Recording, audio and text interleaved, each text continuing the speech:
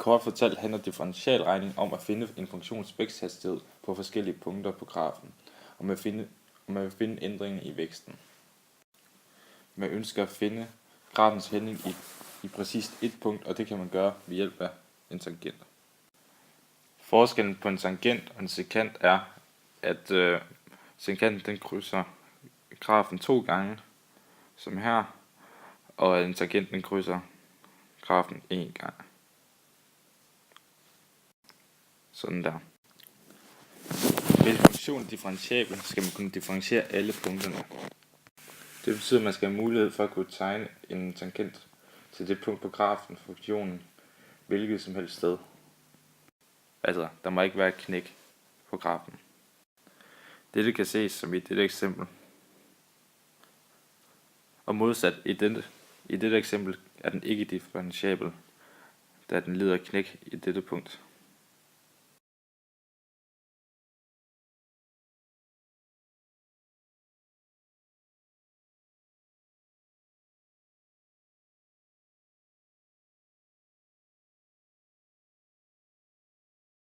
Hvis funktionen er kontinuær, betyder det bare, at den er sammenhængende, som i dette eksempel. Kravet til kontinuitet er, at grafen er sammenhængende i definitionsmængden. Dette er en monotonilinje, og det beskriver de lokale ekstremer.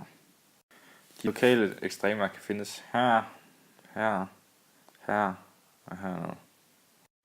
Det er en samlet betegnelse for lokalt maksimumsted og lokalt minimumsted. Funktionstilvæksten er således delta y lige med f, parentes start x0 plus h, parentes slut, minus f x0. Funktionstilvæksten er en størrelse, grafen stiger med mellem 2 punkter.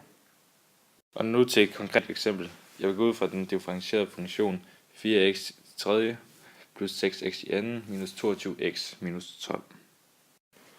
Ved at bruge solve i TI Inspire får jeg det til x lige med minus 3, eller x lige med minus 0,5, eller x lige med 2.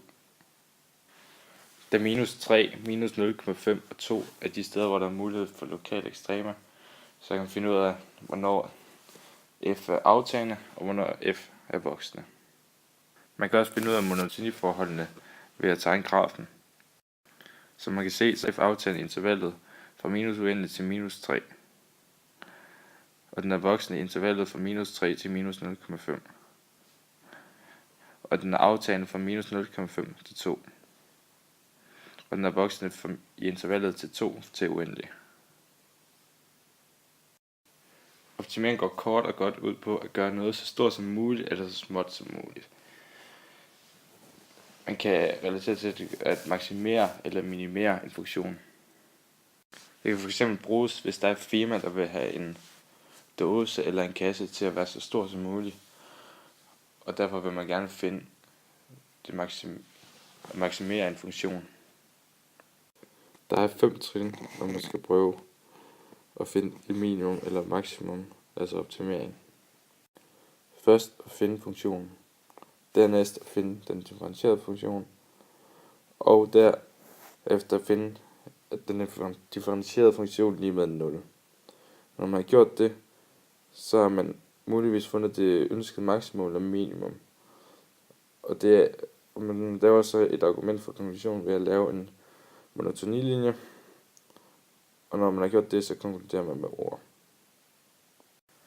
Først vil jeg finde en funktion.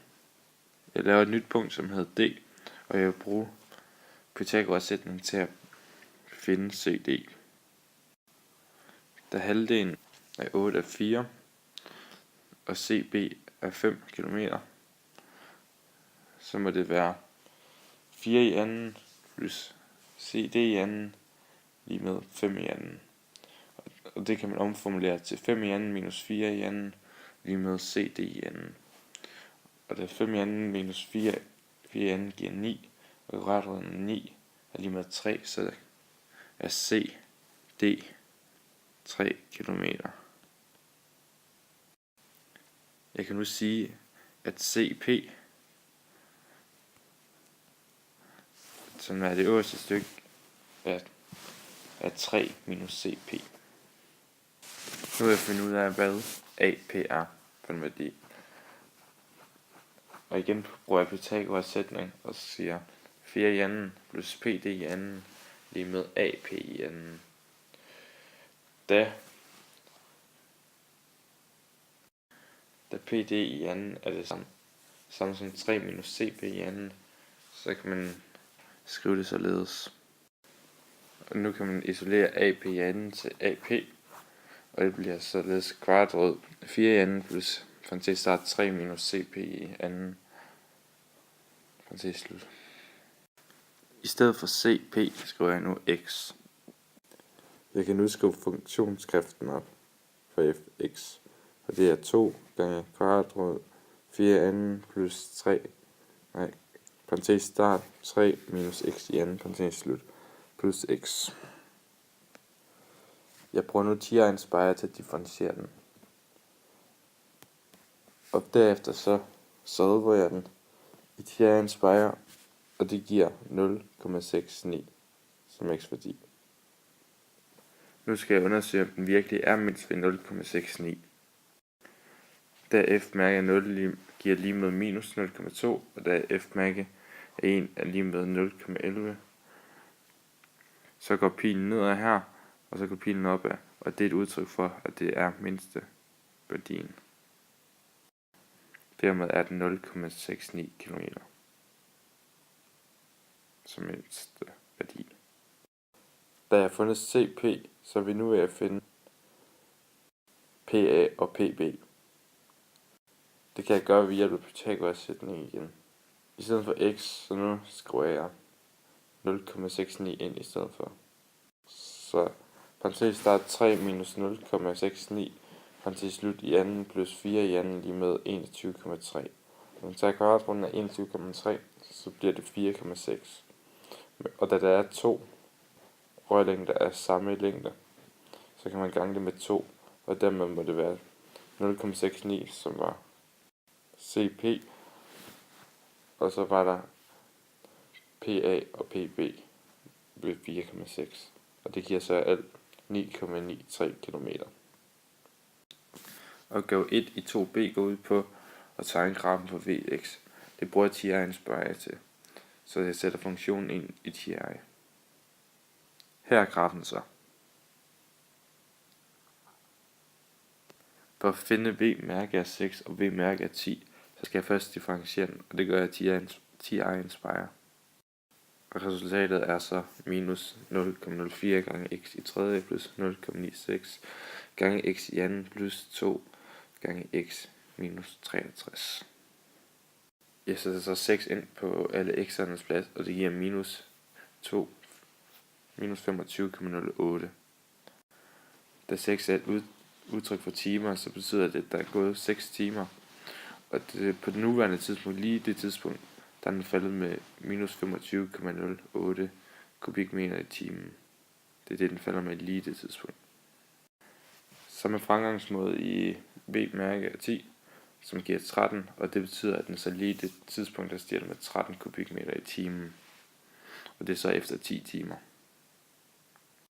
Og nu til opgave 2c.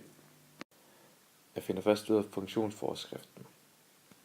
Den er jeg så fundet frem til er parentes start 4 minus x, parentes slut gange 4 gange 10 6 plus kvadratrod x i anden plus 3 i anden gange 6 gange 10 i 6. Nu differentierer den så i ti-egen-spejer. Det giver så 6 millioner x gange x divideret med kvadratrod af x i anden plus 9 gange med minus 4 millioner. Jeg prøver nu solve i ti-egen-spejer. Det giver 2,68 lige med x. Jeg vil nu sikre, at det er mindsteværdien, altså at det er den billigste måde.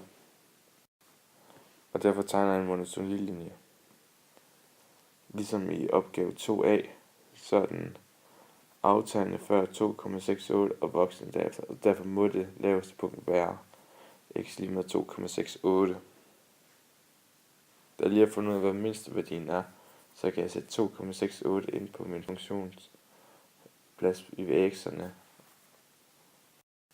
Altså, parentes start 4 minus 2,68, parentes slut gange med 4 gange 10 i 6. Plus kvadratet 2,68 i anden plus 3 i anden gange 6 gange 10 i 6.